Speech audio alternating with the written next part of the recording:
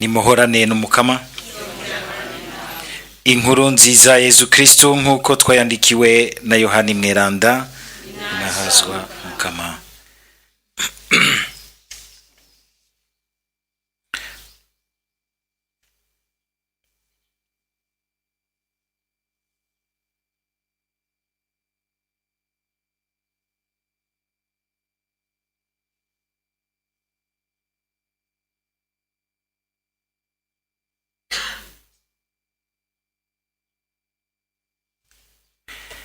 Muri rya minsi Yezu yabariye abigishwa biwe ati, uwakira amabwirizwa yanje akayazigama ni wa nkunda, nawe uwo nkunda azokundwa na data, nanje nyene nzomukunda nongere ndamwimenyeshe. Yuda atari Iskarioti amubwira ati, mukama bite ko ari twebwe uza kwimenyesha atari isi? Yezu aramwishura ati, uwo nkunda azozigama ijambo ryanje, na data azomukunda duheze tuziwe tumugira ingoro yacu. Utankunda ntazigama amajambo yanje, bisubiye iryo mwumva mvuga si ryanje ni iryo data yantumye. Ibyo ndabibabwiye tukiri kumwe, ariko wa mutabazi mutima mweranda data azorungika ku izina ryanje, niwe azobigisha vyose, yongere abibutse ivyo nababwiye vyose. Twakirize yompi iyi nkuru nziza ya Kristo.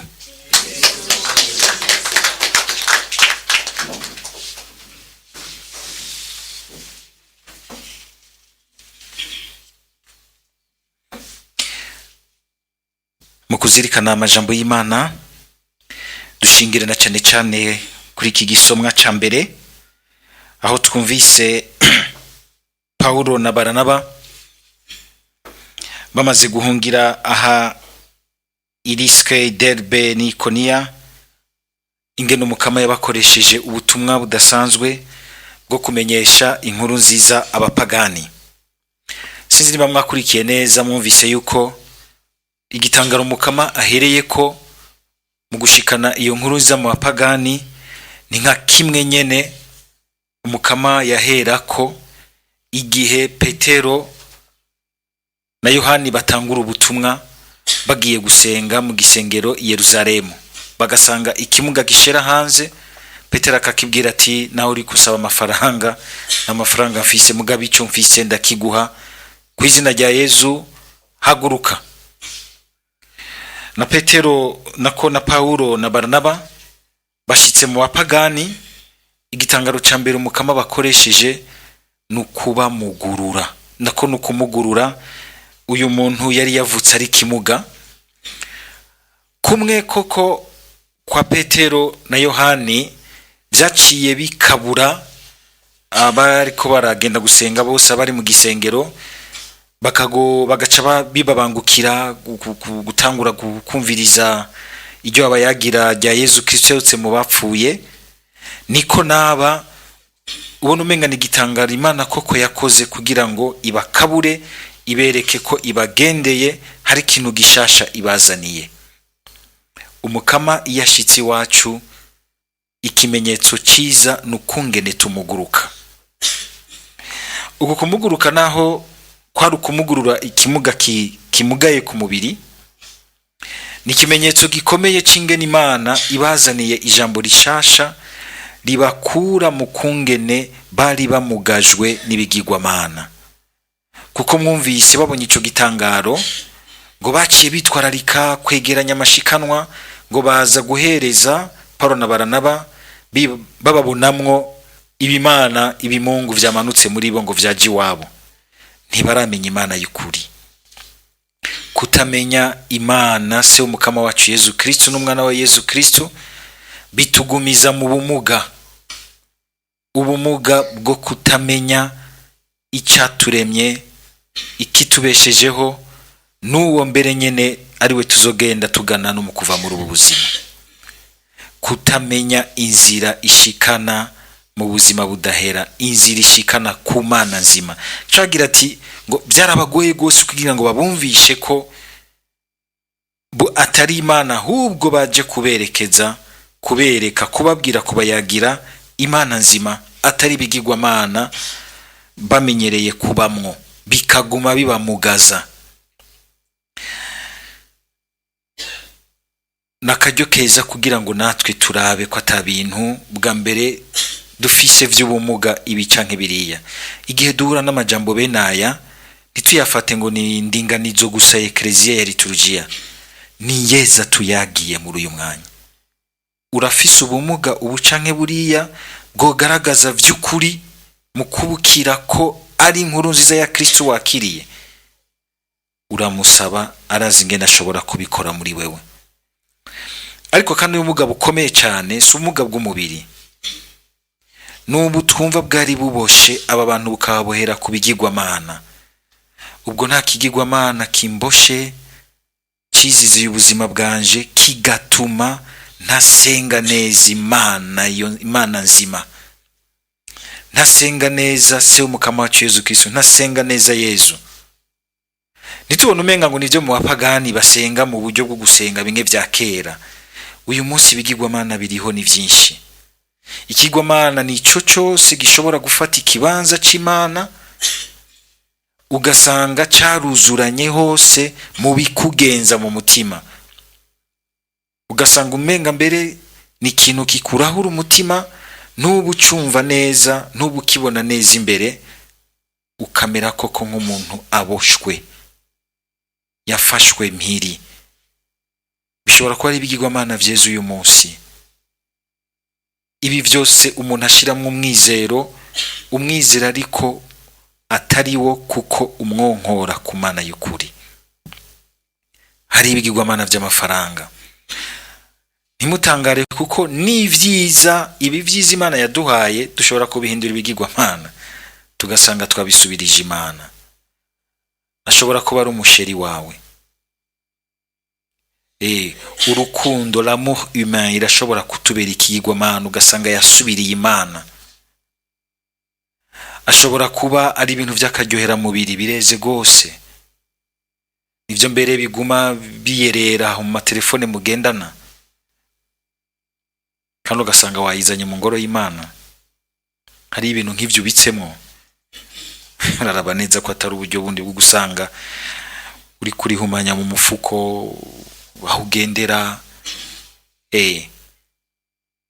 Ubifise nkana ubizi kandi ukabitekera ukabizana mu misa bikinjira mu isengero.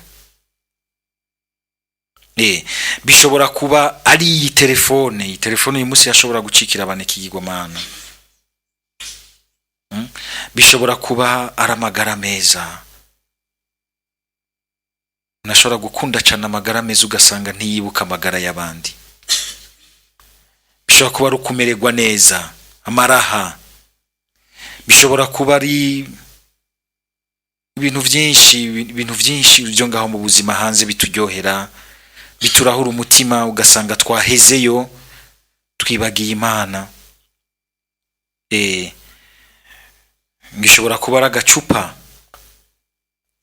Murabona abantu uyu munsi babuze amusoro kabona yuko ubuzima buhagaze. Kabona bazi kwininahaza mugabo babwiye uti tera dawe watwisugira ngo bayiheze ugasanga arabira icyuya. Narabona bamwe baza gusaba akazi ngaho kazibona aje yambaye urusaraba rurerure kugira ngo adukondere ko ari umukristo aje muri Radio Maria. Muti vuga mwaramutse Maria. Mwakwa bikanka kwabandanya muri interview. Ukabona ko hari ibintu bishobora kubaho ubuzima bw'abantu ntidushobore kwinjira neza mu kunywana n'Imana. Rishobora kuba ari shari rikuzingamitse, umwikeko mubi, n'umuntu yagomba kukugirira neza bikakunanira kubona yuko agomba kukugirira neza. Uyu munsi hari ibintu byinshi turabe bishobora kumugaza ubuzima bwacu. Umwe wese yisuzume, ntihagire uhava arabira mu buzima bw'uwundi. Umwe wese yirabe, nakaryo keza igihe duhura n'ijambo nk'iri hari ikintu Mukama bashaka kutugirira, gutyo biduhe natwe by'ukuri aya majambo ya Yesu twumvise mu nkuru nziza aturangukamwo. ngo uwo nkunda azozigama amabwirizwa yanje, azozigama amajambo yanje, ngo twe na data tuzoza tumubemwo, acike ingoro y'Imana, umugerero w'Imana. Ngicyo iciza gikomeye cyane. Twarabizirikanye ejo Yesu ariko aratubwira yuko ari we muzabibu, natwe tukaba amashami, kutegerezwa kwama dushamitse kuri we kugira ngo tuzigame muri twe bw'ubuzima bw'Imana. Kuzigama amabwirizwa y'Imana n'igihe bishitse ugasanga watsitaye, wagiye kure yayo, ukagaruka n'ingoga kugira ngo ugume ugaruka ngaho, ugume wegeraniriza ubuzima bwawe ngaho mu majambo y'Imana. Ngo nibwo buryo bwiza bwo gushobora kumva Imana muri twebwe ingene twihishurira. Hari abantu benshi baba bashaka yuko umenga Imana yobihishurira ari uko ikoze ibitangaro bimwe bimena amaso. Nivyo Yuda yariko, Yuda atari Isikariyote yariko arasaba Yesu, tibigenda gute ko twe turakuzi, ihishurira abantu iyo si yo hanze batakuzi, kora ibitangaza byinshi bakondoke baze. Kagira toya, jewe na data uko twihishurira neza umuntu, ugambere n'igihe noba nkoze ibintu byo hanze no kugira ngo ugambere shikira umutima wiwe. Kwakira amajambo ya Yesu bituma data bana natwe, akaza aratubwira, adushiramwo ugushaka kwiwe gushingiye kuri ayo majambo, akabana natwe mu buzima bwacu bwa misi yose. Dusabe kugira ngo data muri Yesu Kristo aduhe mutima wiwe, yamadufasha kuzigama amajambo yiwe, akayadusigurira, akayatwumvisha, akanaduha mbere akanyamuneza, l'élan intérieur y'ukugomba kuyakurikiza, y'ugusosegwa nayo ni mutima bitanga, kugira ngo natwe ducike koko umugerero w'Imana. Dusabe iyo ngabirano y'ukugererwamwo n'Imana, être habité par l'Esprit Saint, gucika demeure y'Imana. Nico ciza ca mbere gikomeye, ku buryo nuwoza hafi yawe asigara akumvamwo urukundo rwa Yesu, urukundo rw'Imana. Nibibe ivyo umuntu arinda mbere no kuyaga gose, ariko mu buryo bwo kubaho, uburyo bwo kuvuga, uburyo bwo kugenderanira n'abandi, uburyo bwo kunga ubucuti n'abandi, bigaheza bikakayanganamwo ko vy'ukuri amajambo y'Imana kubamwo data na mwana bari muri wewe. Twibuke yuko twahamagaye ubutatugeranda ku buzima bwacu, tukagira tuti ku izina rya data n'irya mwana n'irya mutima mweranda. Bikubere kimenyetso ca mbere cugurura umunsi, iyo ukuye kwingohe mu gatondo ukangutse utaratora n'umunsi wariwe, ku izina rya data n'irya mwana n'irya mutima mweranda. Mwivyo kintu ngene kiryoshe. Ntukango kuja kuraba WhatsApp, nibande baraye banyandikiye amakuru yarayeho, ku izina rya data n'irya mwana. Ubushetani bwose bwari bukurindiriye aho hanze mu munsi bugasanzara.